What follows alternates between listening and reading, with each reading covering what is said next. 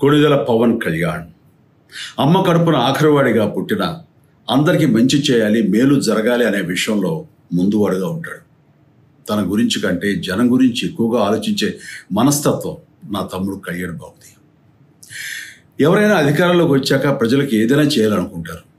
కానీ కళ్యాణ్ తన సొంత సంపాదనని కౌలు రైతులు కన్నీళ్లు తుడిచేందుకు ఖర్చు పెట్టడం, సరిహద్దు దగ్గర ప్రాణాలొడ్డి పోరాడే జవాన్ కోసం పెద్ద మొత్తం అందివ్వటం, అలాగే మత్స్యకారులు ఇంకా ఎందరికో తాను చేసిన సహాయం చూస్తుంటే ఇలాంటి నాయకుడు కదా జనానికి కావాల్సింది అనిపిస్తుంది. ఒక రకంగా చెప్పాలంటే సినిమాలోకి తను బలవంతంగా వచ్చాడు, రాజకీయాల్లో మాత్రం ఇష్టంతోనే వచ్చాడు. ఏ తల్లికైనా తన కొడుకు కష్టపడుతుంటే గుండె తరుక్కుపోతుంది. అలాగే ఏ అన్నకైనా తన తమ్ముడు అనవసరంగా మాటలు పడుతుంటే బాధ వేస్తుంది. అలా బాధపడుతున్న నా తల్లికి ఈ అన్నయ్యగా ఒక మాట చెప్పాను. నీ కొడుకు ఎంతోమంది తల్లుల కోసం, వాళ్ళ బిడ్డల భవిష్యత్తు కోసం చేసే యుద్ధం అమ్మా ఇది. మన బాధ కంటే అది ఎంతో గొప్పది అన్నాను. అన్యాయాన్ని ఎదిరించకుండా మౌనంగా ఉండే మంచివాళ్ళ వల్లనే ప్రజాస్వామ్యం మరింత నష్టం అని నమ్మి జనం కోసం జన సైనికుడయ్యాడు. తాను బలంగా నమ్మిన సిద్ధాంతం కోసం తన జీవితం రాజకీయాల్లోకి అంకితం చేసిన శక్తిశాలి పవన్ కళ్యాణ్. ప్రజల కోసం, రాష్ట్ర భవిష్యత్తు కోసం ఆ శక్తిని వినియోగించాలి అంటే చట్టసభలో అతని గొంతు మనం వినాలి. జనమే జయను నమ్మే జనసేనాని ఏమి చేయగలడో చూడాలంటే మీరు పిఠాపురం ప్రజలు కళ్యాణ్ని గెలిపించాలి. మీకు సేవకుడుగా, సైనికుడుగా అండగా నిలబడతాడు. మీకోసం ఏమైనా సరే కలబడతాడు, మీ కళ నిజం చేస్తాడు. పిఠాపురం వాస్తవ్యులకు మీ చిరంజీవి విన్నపం. గాజు గ్లాసు గుర్తుకి మీ ఓటు వేసి పవన్ కళ్యాణ్ని గెలిపించండి. జై హింద్. కొణిదెల పవన్ కళ్యాణ్ అమ్మ కడుపున ఆఖరివాడిగా పుట్టిన అందరికీ మంచి చేయాలి, మేలు జరగాలి అనే విషయంలో ముందువాడుగా ఉంటాడు.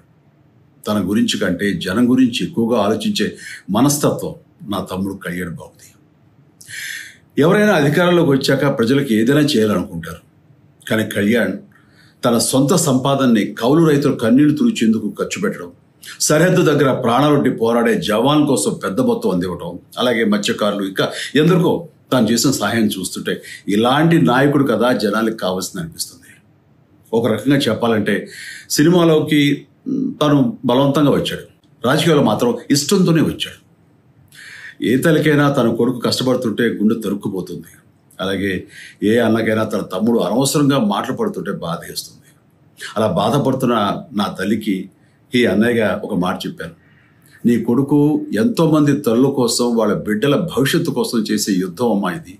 మన బాధ కంటే అది ఎంతో గొప్పది అన్నాను. అన్యాయాన్ని ఎదిరించకుండా మౌనంగా ఉండే మంచివాళ్ళ వల్లనే ప్రజాస్వామ్యం మరింత నష్టం అని నమ్మి జనం కోసం జన సైనికుడయ్యాడు. తాను బలంగా నమ్మిన సిద్ధాంతం కోసం తన జీవితం రాజకీయాల్లోకి అంకితం చేసిన శక్తిశాలి పవన్ కళ్యాణ్. ప్రజల కోసం, రాష్ట్ర భవిష్యత్తు కోసం ఆ శక్తిని వినియోగించాలి అంటే చట్టసభలో అతని గొంతు మనం వినాలి.